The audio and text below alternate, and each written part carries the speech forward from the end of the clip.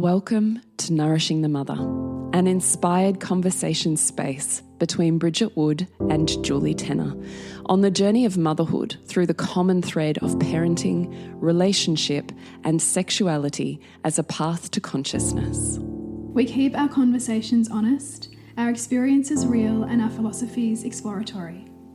We believe that in order to raise incredible humans, we first have to raise ourselves. We know that in order to rock the family, you've got to nourish the mother.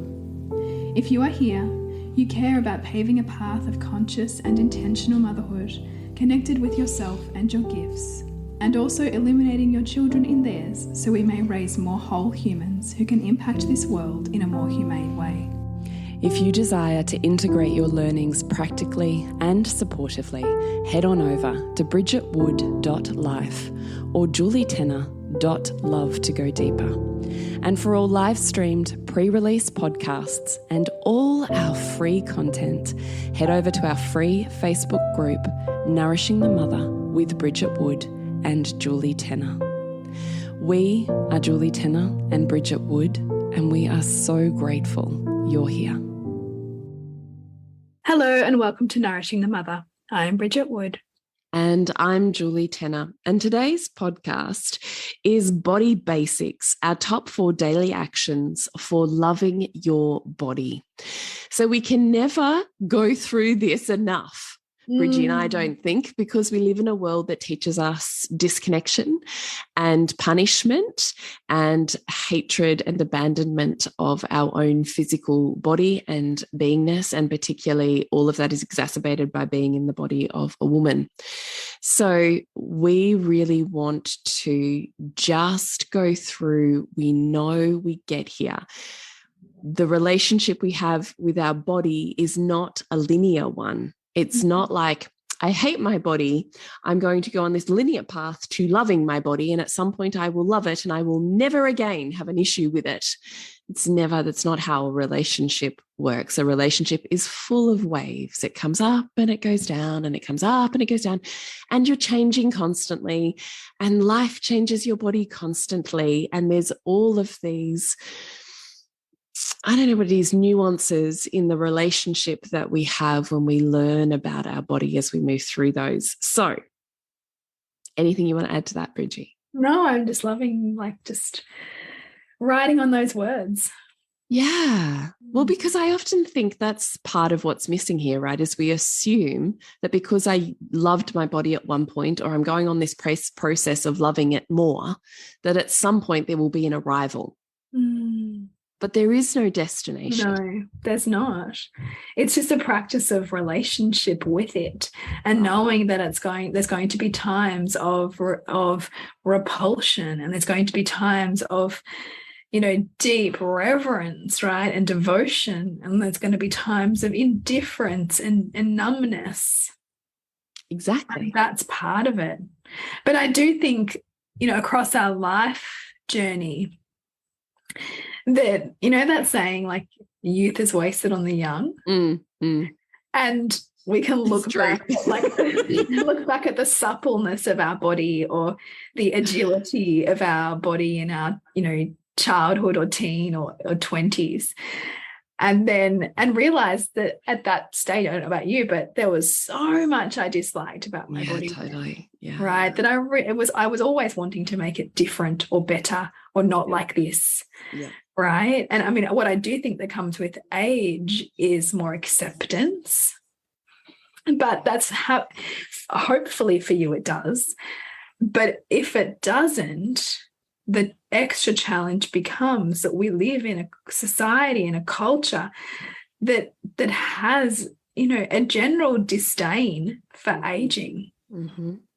So if you put your own resentment up against the cultural disdain for your aging and your softening and your, less than perfect skin and, wobbly bits, then it can be a really painful spiraling process, I think, for many women.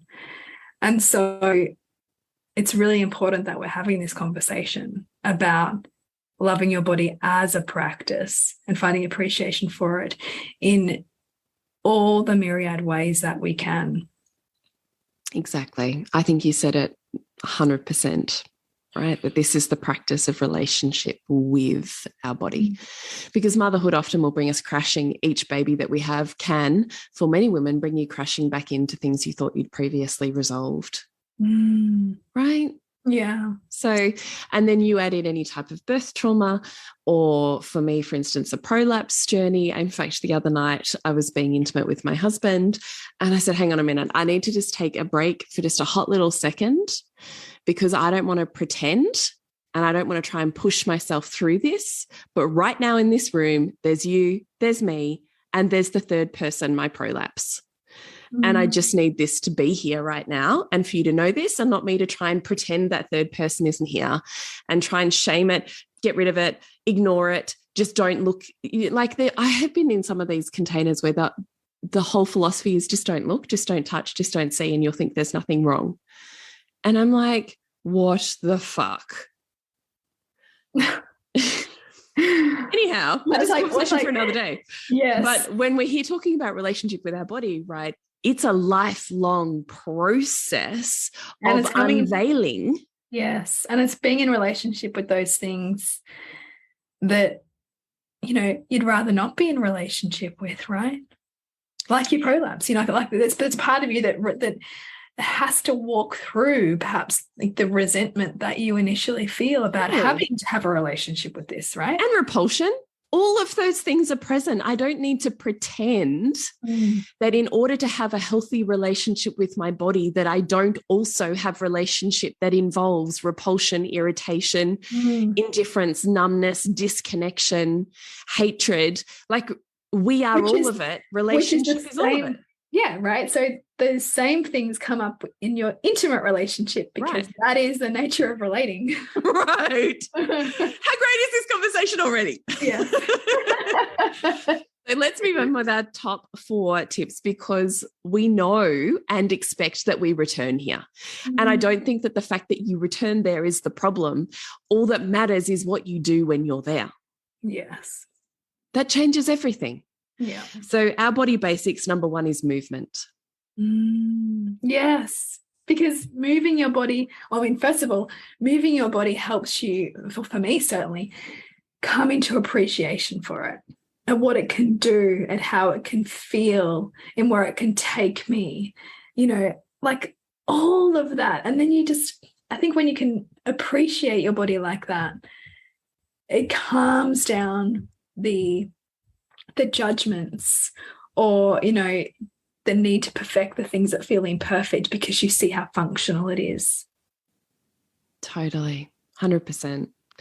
And we can't underestimate the impact that slow, gentle, rhythmic movement with our body unwinds chronic holding patterns and trauma.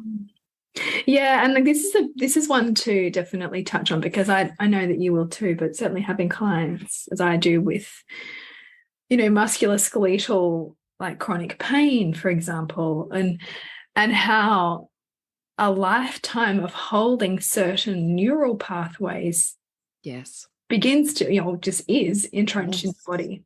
Yes.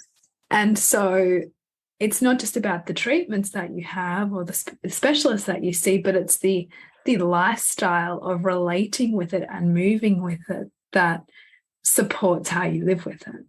Right. Because your body is the map of the mind, right? So everything you've previously thought or believed to be true is literally seen on you now. You look like what you think like. Yeah. So we can't ever separate the mind-body connection. Not really. No. And movement is such a magic way to just offer ourselves other pathways in to connection. We're not expecting anything to change. We're not expecting and layering on pressure of what it should do or how it should perform, or it's only worthy when it gives me these feelings and these sensations, and it's unworthy and open for ridicule when it gives me these sensations. Yes. We're not here to patriarchy our own body. right? Although we will as a pattern, right? Right. And because we're in the culture that we're in, Yeah. but you've got to see this stuff to change it, right? As opposed to believing this is the truth, is to see the color of the water that you're swimming in. Yeah. And to be like, no, be the change you want to see in the world, right? That starts with me going, no, my child is not only worthy when it conditionally displays these things, and my body is not only worthy when it conditionally displays these things. So how do I be with it like I am with my child in all of those seasons without it needing to be different and without attachment of what it means? So movement just asks us to gently reorient back towards ourselves, to gently find ourselves in the space and the time and the life that we're currently living, to gently unwind our mind that wants to distance and separate and disconnect, and bring it back into connection with our body so it can now do its work of helping us move forwards. So gentle rhythmic movement helps you unwind anything. And it can be why do you think we sway with babies? Yeah. You can sway with yourself and you will find something beautiful in that, right? Something anciently healing. You can find ancient healing in the rhythmic movement of weaving, of knitting, of kneading dough. It doesn't matter what it is. Just gentle rhythmic movement without expectation and attachment. And you will automatically have a new connection. And not one that's ruled by the patriarchy. So let's just change that situation. Yeah, I love that. Number 2 is food. Now, you have been blowing my mind with I've still been thinking about your stock. Oh, really? Yes. I'm about to put another one on actually tonight after dinner.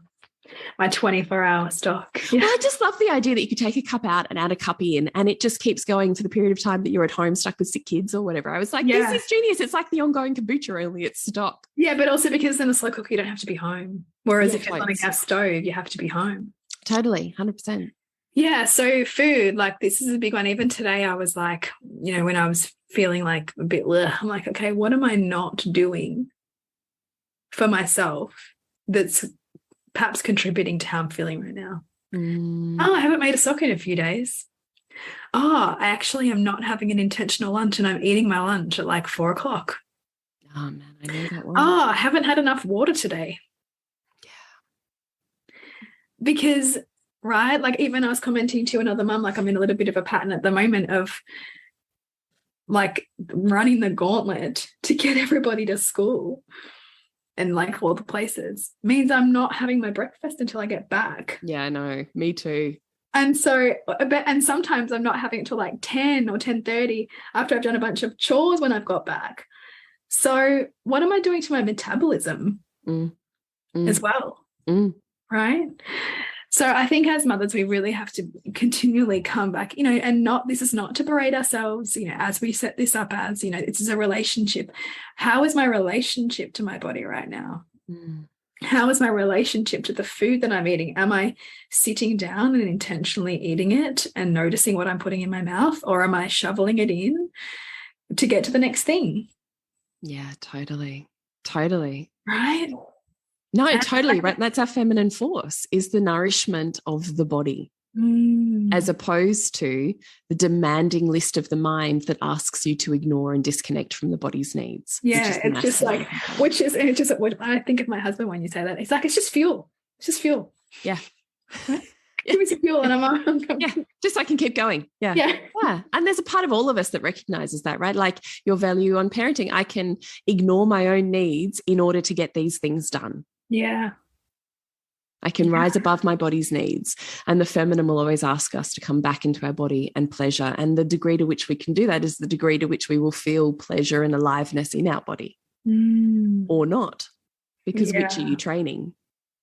Yeah. Are you training leaving your body, or are you training to it? Yeah. Yeah, exactly.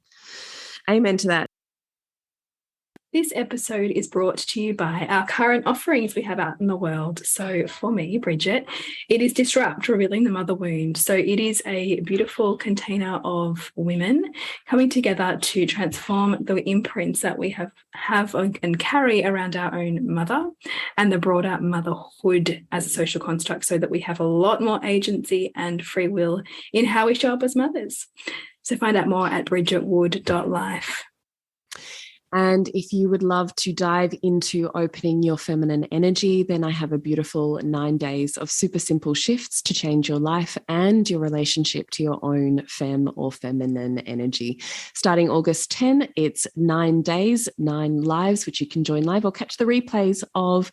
And it's called Seen, Felt, Known, Feminine Energy 101. And you can find out more at julietenner.love/seen. Number 3 is adornment. What does that mean for you in terms of loving your body? I love this one because, I feel a little bit like I'm naked if I don't have some adornment. So that for me, it means like I feel weird if I walk out and I don't have my rings on my fingers, or I feel like if I see myself in a mirror and I don't have earrings in, which I don't have any in today, I'm like, oh, I'm missing something. And so for me, it feels like I've taken a moment to be intentional about how I want to meet the world and even appreciate myself and the aspects of myself that I enjoy as I prepare to meet the world. So am I just throwing clothes on, or am I choosing like clothes that I want to feel good in today? Am I choosing clothes for the kind of day I'm having, or am I just mindlessly throwing on yoga pants because they're comfy? Which is fine sometimes, right? But some days I really don't want to be dressed in that. I want to be dressed in something that takes me beyond that. That ups your vibe. That changes. That totally like ups my vibe. That just changes the way that I relate to myself and my potential and my impact on the people I come into contact with, and all of that. Yeah, 100%. I just echo everything that you just said. But often when we're hating our body, we'll want to hide our body. So adornment feels like the last possible step. And what we're asking you to do here is to make it the first possible step, because it is a wonderful way of just coming, okay, all right, so that outfit I don't feel good in right now. Yeah. But what do I feel like celebrates my light, like lights me up, that opens my body and my heart to the world and to other people, that has me wanting to be seen, that has me going, okay, I can have a different relationship with my hips when I wear this outfit versus that one. I can have a different relationship with my breasts when I wear that bra versus this one. Yeah. So you can absolutely alter while you're learning, right? While you're learning how to be the vibe. Sometimes we just need some bridges and some celebration of what we do have that elevates us to the point of not giving a fuck. But it's pretty hard to say I don't give a fuck and have a vibe that's open and has a degree of softness and exuberance and magnetism with it. Yeah. So magnetism comes from your body. And how connected and alive you feel in your body. Yes. Right. So even on the days where the days that I struggle the hardest with my body are the days when I spend the most time considering what I want to wear. The days when I'm high vibing in my body are probably the days I care the least about adornment. Yeah. Because they're the days I truly don't give a fuck and I can live that as a truth. Not I'm saying I don't give a fuck, but internally cringing, not wanting to be seen, feeling a little bit cranky, hating on and judging the other women around me that look fucking amazing. That's not high vibe me. No. So find a way to celebrate your vibe, your energy, your body through consciously choosing what you put on it, which includes your hair, your skin, your underwear, the oils on your body, the way that you tend to it in a shower, the shoes that you choose to wear, right? I mean, the feminine is exquisitely sensitive to sensations and sensory input and feedback, which include, I can wear that pair of shoes and feel fucking on fire, and I can wear that pair of shoes and feel dowdy and horrendous. And for a masculine being, they don't give a shit. It wouldn't change their vibe at all. It's just like shoes are shoes. Right. So that doesn't mean anything about you're pathetic or it's a waste of time. It is simply the feminine force within you celebrates, honors, and amplifies beauty. And that's part of what makes it magnificent. So own that part of you. And that is also like what I notice when I'm in that is how incredibly discerning it is as well. Yes. Right?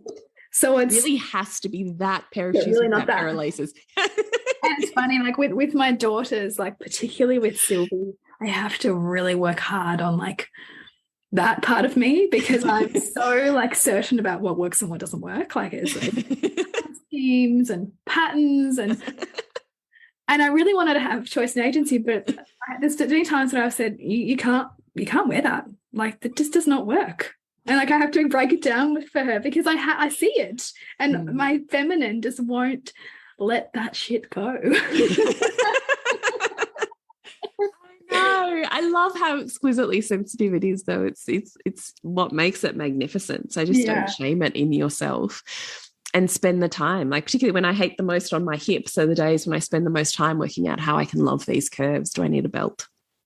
Do I need a teddy? Do I need a skirt? What do I need to feel romantic in this body? So please spend the time on adornment. Number 4 is refocusing your mindset. So there's a couple of points. There's many ways we could go about this, but there's a couple of points that we're going to hone in on. Yeah. Do you want to start or do you want me to start? Yeah, so like there is, and I can imagine that we'll converse and this will take it where it needs to go. But also the universal dynamics or laws around our bodies is that for everything that we're hating in our body, it's balanced by something that we're loving in our body. So if we're like tunnel vision, all of a sudden all of our attention on this part that we're hating and resenting, then what is that balancing? What part of ourselves are we actually loving right now, appreciating? And can we start to like get out of the tunnel vision thinking that says my body is broken, it's all wrong, or like I'm this or I'm that we're defining by the story we have about this one part, and instead look at our wholeness and go, okay, if I'm all parts, how is, my resentment of my tummy balanced by my appreciation of my legs, my face or my hair or whatever that is, so that we can just loosen that grip that our identity has, or even that internalized patriarchy has around our wrongness. Yeah, loosen the grip on wrongness. I love it. Yeah. The other part that I really love to do, which also comes from the DeMartini principles that nothing is missing, or the overarching universal principle that nothing is missing, is that often it's not the thing that we're looking for, it's the meaning we've attached to it, right? So, I mean, I do this with my body often. So if I see myself going, my body's not as hard and fit and tight as it used to be pre-kids, because I used to be fucking gym junkie because I found a way to be, a naturopathic, whole food, only pure things touch my lips, it's just a form of a disorder. But anyway, I had applied it to health and here we were with a hard, tight body. And I miss that part of me. I miss having a hard, tight body that I felt confident in. And so it's very easy to judge the body that I have now as a 40-year-old mum of 4 children to the body I had at 20 of a hard, childless figure. Yeah. It's very hard to find some sort of balance there and make that okay, until I ask myself, okay, so I'm attaching it to a hard, tight body, but what does that mean to me? Because it will mean something totally different to Bridget to what it means to me. A hard, tight body to me means security, confidence, this sense of surety or groundedness in where I am in the world. Okay, so where are those things in my life right now? because they're not missing. I have surety. I have groundedness. I have deep sense of solidness in my life right now. Where is it? So the hard, tight body is not about, I could look for it within my body, as Bridget just said, that can be a step that you take. Where is it? Where is it counterbalanced? And also, what does it mean to me? Where are those things right now? And they'll be in alignment with our top values. So, okay, I don't have it in my abs, but I do have it in my finances. Well, which would I rather at this point in my life? Thank you. I will take the finances. Yes. I just love this, because when you look, you see the perfection. Yeah. And it's all values. You see that you were creating that it was far more valuable for you to have it in your finances than it was being a gym junkie. Yeah. Yeah. Yeah. So nothing is missing. And that's what we want you to take out of this too. There's always a way to balance your mindset. And as Bridget so eloquently said, to balance your appreciation and loosen your grip on the wrongness of your body or an aspect of it. So we hope you've got something really beautiful out of that podcast. If you have other pillars, we would love you to share them with us. So you can find us on our socials. We're very social on socials. And you can find us at nourishingthemother.com.au. And what have you got going on in the world right now, Bridgie? Yes, I have, beginning tomorrow, or beginning on the 10th of August, is Disrupt, Revealing the Mother Wound. So this is what I think is fundamental work for all mothers to really look at, is how I was parented imprinting me now? And also, how is my relationship with the broader social construct of motherhood shaping how I show up? And do I have the agency that I want to have over it? Because otherwise, other people rule us. Our patterns rule us. So if you want to find out more about that, go to bridgetwood.life. And I do think changing your mother wound, or really starting to be held in a process of making that, like having a process for it, as opposed to just like this etheric mother wound that I somehow, have this scattergun approach at, actually having a place to take that will change your life. Like changing your mother aspect within yourself changes your life, right? Oh, and the things, this will be the third time I've run this, third or fourth. And some of the transformations with women are so beautiful. And even just the way in which they come back into connection with their own mother. It's just beautiful. Like it's just beautiful, because you realize so much of it is lineage, and that when you're in these conscious spaces, it's not an accident. You're here to shift things in your lineage, and that is a gift to everybody in it. So perfect. So what about you, Jules? What have you got going on? So you can join for free my 9 days of super simple shifts to change your life and your relationship to your feminine energy with Seen, Felt, Known Feminine Energy 101. So it begins August 10th, runs to the 18th. It's 1 live a day, which you can catch live or join the replay of. And it's 9 days of me walking you through your feminine polarity and simple daily practices that open your mind and your body to amplify your magnetism and recreate a relationship with your own femme energy. You can find out more at julietenner.love/seen. So good. That'll be such a gift. And to get with us, nourishingthemother.com.au. Remember to nourish the woman to rock the family. And we'll see you on Facebook. Well, maybe if you're in our free group, which you can get, where you get the, what do you call it when you drop them earlier? What do you call it? Pre-release. Like pre-release podcasts. Yeah. Yes. Live streamed. Live streamed. He asked in all that glory.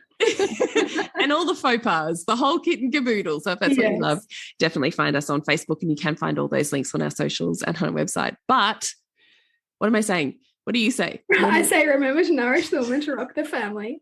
And we'll see you next week when we continue to peel back the layers on your mothering journey. Thank you so much for listening. We literally couldn't do this without you. Please share this podcast with anyone you think it would be medicine for. If you desire to integrate your learnings practically and supportively into your life, then head on over to bridgetwood.life or julietenner.love to go deeper. And if you feel like giving back a little to this free content, please rate us on iTunes or Facebook, all of which helps the podcast reach more mamas who need this type of tonic for the soul.